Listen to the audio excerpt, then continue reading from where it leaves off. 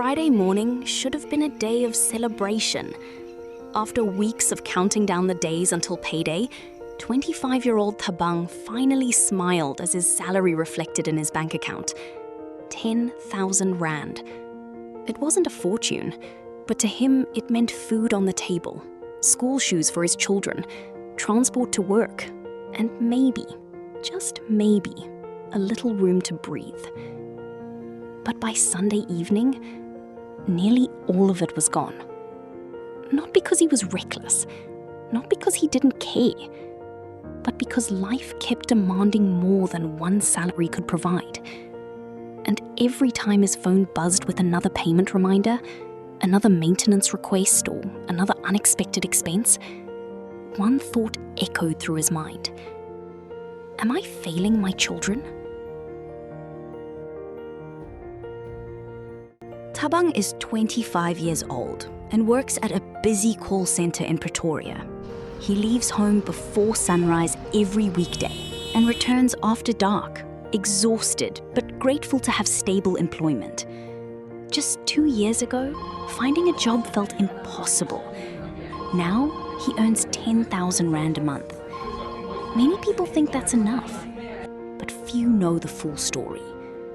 Thabang is the father of 3 young children. Each child has a different mother.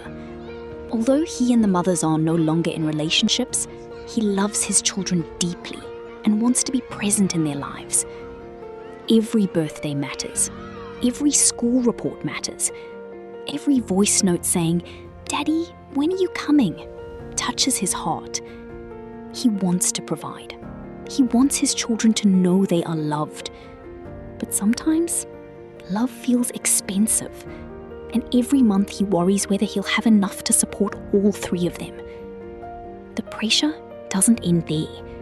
His own rent still has to be paid. He needs transport to get to work. He has groceries to buy, electricity, airtime, data, unexpected expenses.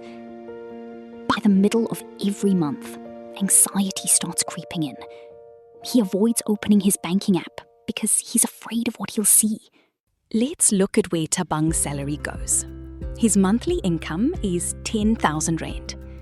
Now, let's break down his expenses. Rent, 2,800 rand. He rents a small bachelor flat, close enough to save on transport. Transport, 1,400 rand. Taxi fares quickly add up. Missing work isn't an option. Groceries, 1,700 rand. He keeps meals simple, but still struggles with rising food prices. Electricity, 500 rand. Airtime and data, 500 rand. Without data, he can't communicate with his children or stay connected for work updates. Child maintenance, 2,400 rand. Around 800 rand for each child. It's a responsibility he takes seriously. Personal care and clothing, 300 rand. Unexpected expenses, around 600 rand. Medicine, school projects, a broken pair of shoes, taxi fare increases. Life has a way of surprising us. By the end of the month, Thabang has almost nothing left. Sometimes he has less than 100 rand before payday. Then another expense appears. A birthday gift, school photos. One child gets sick, another needs stationery. And suddenly, he's borrowing money again. The cycle repeats, month after month. The financial pressure doesn't just affect his wallet. It affects his sleep, his confidence, his peace of mind. One evening, after paying another unexpected expense, Thabang sat alone in his flat, staring at his phone. His bank balance read 47 rand 82 cents. There were still 9 days until payday. He felt embarrassed, not because anyone was judging him, but because he was judging himself. He wondered if he was a bad father. He compared himself to people on social media buying new cars, expensive sneakers, and taking holidays. Meanwhile, He was calculating whether he could afford bread until Friday. The truth is, many people experience this. Financial stress can quietly affect your mental health. It can make you lose confidence. It can cause anxiety every time your phone rings.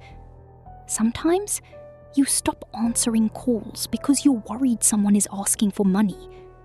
Sometimes, you avoid checking your account because seeing the balance feels overwhelming. Money isn't just about numbers. It's deeply emotional.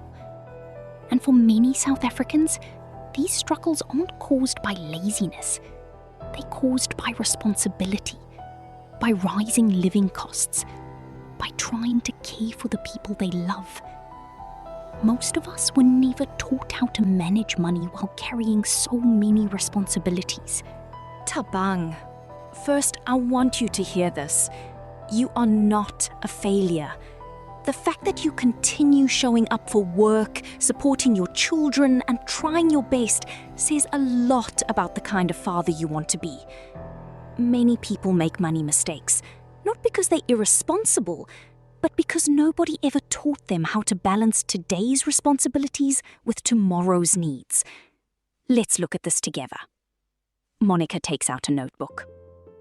Right now, every rand already has a job before your salary arrives.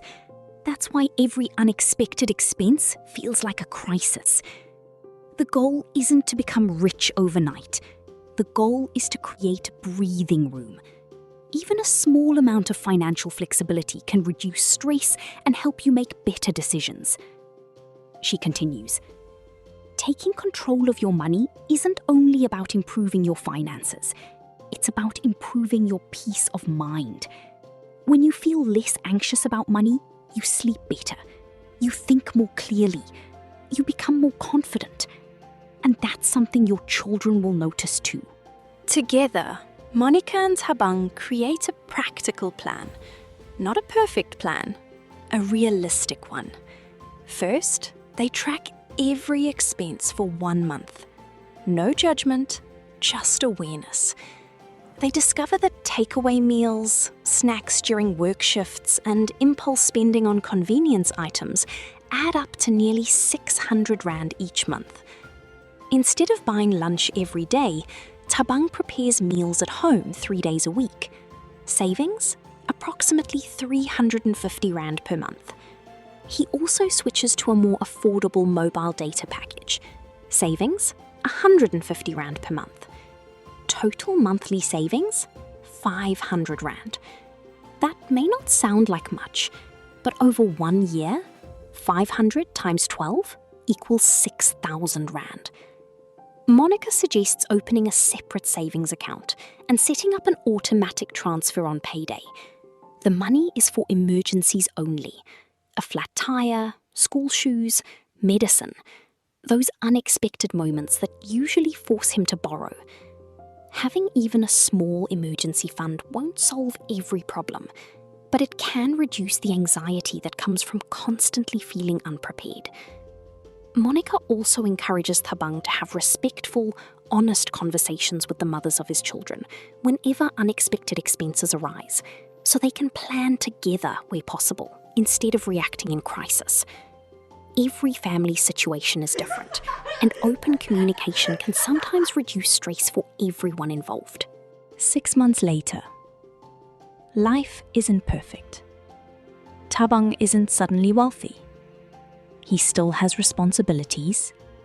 His salary hasn't doubled. But something has changed. He now checks his banking app without fear. His emergency savings have grown to almost 3,000 rand. When one of his children needed medication unexpectedly, he paid for it without borrowing money. For the first time in years, he felt prepared. His confidence has grown. He feels more in control. He smiles more. He sleeps better. And perhaps most importantly, he has stopped measuring his worth by the size of his bank balance. He's learning that being a good father isn't about buying everything. It's about being consistent, present, responsible, and committed to improving one step at a time. Progress doesn't always look dramatic. Sometimes progress is simply having less stress than you had 6 months ago. And that's something worth celebrating. If Thabang's story felt familiar, I want you to know that you're not alone. Many South Africans carry financial responsibilities that most people never see. Remember, this story is here to educate and encourage, not to offer personal financial advice. Every situation is different, so take time to consider what works best for your own circumstances. Financial freedom doesn't happen overnight. It starts with one small decision, one small habit, and one step at a time. And remember, your money struggles do not define who you are. Every positive financial choice you make is a step toward more confidence, less stress, and greater peace. If you enjoyed today's story, don't forget to like and subscribe for more real-life money stories. Turn on notifications so you never miss a new episode every week.